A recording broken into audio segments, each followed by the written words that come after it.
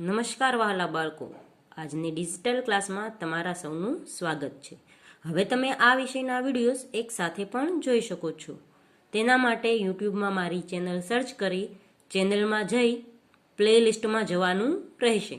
તો બાળકો, ગયા વિડીયોમાં આપણે શીખતા હતા કલ્લોલ ધોરણ 2 ગુજરાતીનો પાઠ નંબર 6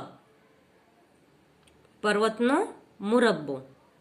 તે પાઠમાં આપણે એક ગીત જોયું હતું જે 4 ઉંદરોનું હતું અને એક વાર્તા જોઈ હતી કે અમૃત કાકાનો પર્વત તે છે બજારમાં ઉથલ-પાથલ મચાવી દે છે. આ વિડીયોમાં આપણે આગળનો સ્વાધ્યાય શીખીશું. તો અહીં પ્રશ્નોના જવાબ આપવાના છે.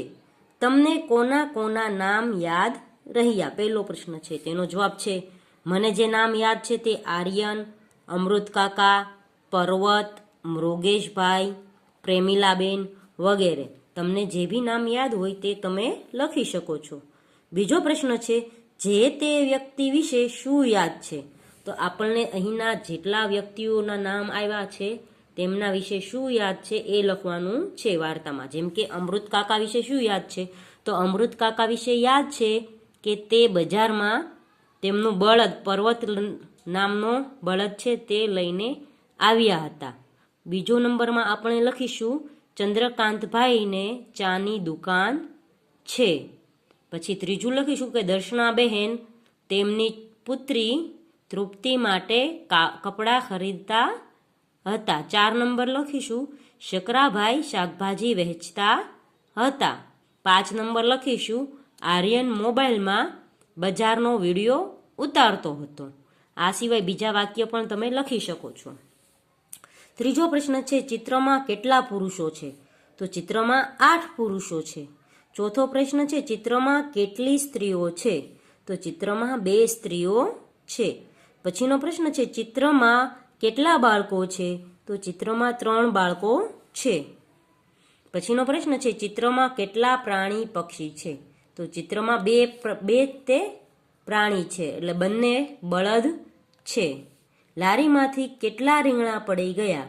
તો લારીમાંથી 4 રીંગણા પડી ગયા. જો અહીં દેખાય છે 4 રીંગણા. આગળ છે નીચેની વિગતો કોને લાગુ પડે છે? તો અહીં જે વિગતો આપી છે તે કયા ભાઈ કે બહેનને લાગુ પડે છે તેનું નામ અહીં લખવાનું છે. જેમ કે શાકભાજીની લારી તો શકરાભાઈની હતી. પછી બ્રશ, કાસ્કો અને તેલ છે તે મૃગેશભાઈ લેવા ગયા હતા. મોબાઈલમાં બજારનો વિડીયો તો આર્યન ઉતારતો હતો અને ચાની દુકાન હતી ચંદ્રકાંતભાઈની. પછી છે જેવું નામ તેવું કામ એ કોણ હતો? પર્વત. પછી છે શબ્દો ગોઠવી વાક્ય ફરીથી લખો. તો અહીં શબ્દો છે તે આડાઅવળા છે, તેના વાક્ય તમારે લખવાના છે. જેમ કે પહેલું વાક્ય બનશે આર્યન બજારનો વિડીયો ઉતારતો હતો. પછી 2 નંબરનું વાક્ય હશે શકરાભાઈ શાકભાજીની લારી લઈને જતા હતા. 3 નંબરનું વાક્ય બનશે તૃપ્તિના મમ્મી પપ્પા તેના માટે કપડાં ખરીદતા હતા. 4 નંબરનું વાક્ય બનશે હર્ષદભાઈ દૂધ વેચવા નીકળ્યા હતા. 5 નંબરનું વાક્ય હશે અમૃત કાકા તેમના બળદ પાછળ દોડ્યા. પછી આગળનો પ્રશ્ન છે, ચિત્ર અને ફકરાના આધારે અમને ઓળખી કાઢો.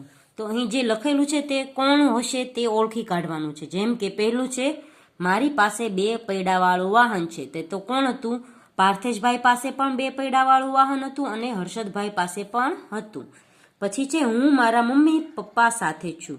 તો તૃપ્તિ પણ તેના મમ્મી પપ્પા સાથે છે અને હર્ષવર્ધન પણ તેના મમ્મી પપ્પા સાથે છે. મારે 4 પગ છે, તો બળદ છે અને કૂતરો છે તથા ગાય છે. આગળ છે હું ગુસ્સામાં છું. તો ગુસ્સામાં કોણ હતું? બળદ, એનું નામ પર્વત હતું. પછી જે હું ગભરાઈ ગયો છું, તો અમૃત કાકા ગભરાઈ ગયા છે. પછી હું ચિંતામાં છું, તો અમૃત કાકા ચિંતામાં છે કારણ કે બળદ છૂટો થઈને ભાગવા માંડ્યો. પછી છે મને હસવું આવે છે, તો હર્ષદને હસવું આવે છે. મારી ચાની દુકાન છે, તો ચંદ્રકાંતભાઈ. મારા હાથમાં મોબાઈલ છે જે વિડીયો પાડે છે, તો એ છે આર્યન. પછી આગળ છે તમે પૃથ્વીપુરના બજારમાં જાઓ તો શું શું ખરીદો. તો જો તમે પૃથ્વીપુરના બજારમાં જાઓ તો તમે શું ખરીદો તે તમારે અહીં લખવાનું છે. આગળનો પ્રશ્ન છે આ દુકાનોના બોર્ડ જુઓ, ત્યાં શું મળતું હશે તે લખો. તો અહીં દુકાન છે કિરાણા સ્ટોર છે કૃપાળુ. તો એમાં શું શું મળતું હશે તે આપણે લખવાનું છે. અહીં છે ઘી, ગોળ, તેલ, અનાજ, કઠોળ, ખાંડના છૂટક વેપારી છે.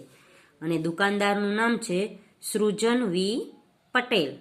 હવે અહીં છે તો જો ચોખા મળે છે તો ચોખા હારે પછી તેલ છે તો સિંગ તેલ પણ હોય, પામોલીન તેલ હોય, કપાસિયા તેલ હોય. અને અનાજમાં ચોખા છે તો ઘઉં પણ હોઈ શકે, પછી બાજરો હોઈ શકે, તુવેર દાળ હોય છે તો મગ દાળ હોય, ચણા હોય, પછી ગોળ, ચા, કોફી, મઠ વગેરે મળી શકે છે. તમારે આ સિવાય જો નામ યાદ આવતા હોય, તમે જે કિરાણા સ્ટોરમાં ગયા હોય તો તે લખી શકો છો. અને દુકાનદારનું નામ છે સૃજન વી પટેલ. પછી આગળનો પ્રશ્ન છે રાજર્ષિ મોબાઈલ. તો અહીં છે આ મોબાઈલના વિક્રેતા છે, મોબાઈલ વેચે છે ને એના દુકાનદારનું નામ છે સૂર્યપ્રકાશ પરમાર. અને દરેક કંપનીના નવા જૂના મોબાઈલના કવર, ગ્લાસ અને નવા સિમ કાર્ડ વગેરે આ ભાઈ વહેંચે છે અને અહીં એનો મોબાઈલ નંબર છે. તો અહીં આપણે લખીએ કે આ દુકાનમાં શું મળશે. તો આ દુકાનમાં નવા જૂના મોબાઈલ લખવાનું છે, અહીં મળશે. પછી મોબાઈલના કવર મળશે એ લખવાનું છે, ગ્લાસ મળશે એ લખવાનું છે, નવા સિમ કાર્ડ મળશે એ લખવાનું છે.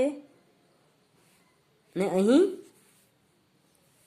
એ સિવાયના જો આપણે મોબાઈલમાં જે ઉપયોગમાં લેવાતા હોય, ઇયરફોન્સ લખી એકાય, પછી હેડફોન્સ લખી એકાય, ગમે તે તમે છે લખી શકો છો. પછીનો દુકાનદારનું નામ, તો દુકાનદારનું નામ સૂર્યપ્રકાશ પરમાર છે તે લખવાનું છે. અને ફોન નંબર છે તો આ ફોન નંબર લખવાનો છે 2222222 અને 22. 10 વખત 22 લખવાનું છે. પછી આગળ છે કૃષ્ણા સ્વીટ માર્ટ.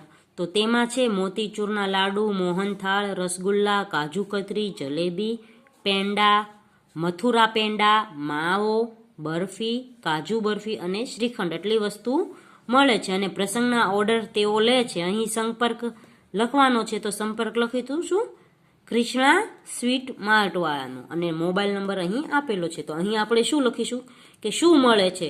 તો અહીં છે તે આ બધામાંથી કોઈ પણ 6 નામ લખવાના છે. અને દુકાનદારનું નામ આપણે ગમે તે લખી શકાય, જેમ કે કૃષ્ણા ભાઈ પરમાર, ગમે તે તમે દુકાનદારનું નામ લખી શકો છો, કારણ કે અહીં દુકાનદારનો ઉલ્લેખ થયો નથી. પછી આગળ છે બાર્બી બેકરી. બ્રેડ, પાવ, toast, candy, jelly, toffee, ice cream, cream roll, cake અને નાનખટાઈ આટલી વસ્તુ મળે છે. ને અહીં સંપર્ક કરવાનો છે તૃષ્ણા ટોપીવાળાનો. અહીં મોબાઈલ નંબર છે તે તમે ગમે તે લખી શકો છો 10 આંકડાનો. પછી અહીં લખવાનું છે શું મળશે, તો ઉપરનામાંથી ગમે તે 6 વસ્તુ લખવાની છે. પછી દુકાનદારનું નામ છે તો તૃષા ટોપીવાળા લખવાનું છે. ને અહીં મોબાઈલ નંબર આપેલો છે 99 વાળો, તો આ મોબાઈલ નંબર તમે અહીં પણ લખી શકો છો. અને બાળકો આ 4 જે ચિત્રવાળી એક્સરસાઇઝ છે તે આપણે ખાલી ચોપડીમાં લખવાની છે, નોટબુકમાં લખવાની નથી. તો બાળકો આજના વિડીયોમાં અહીં સુધી શીખીશું. આગલા વિડીયોમાં અહીંથી આગળનો પાઠ આપણે શીખીશું. ત્યાં સુધી ગુડ બાય, ટેક કેર.